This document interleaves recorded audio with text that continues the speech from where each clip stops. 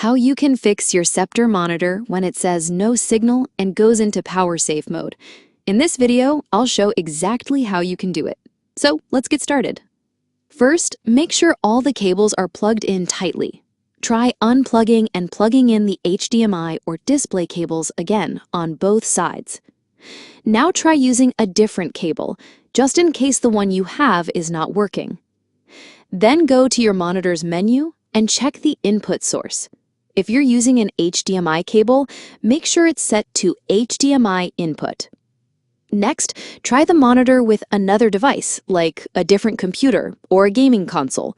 If it works, your old computer might be the problem. Now turn off both your monitor and computer.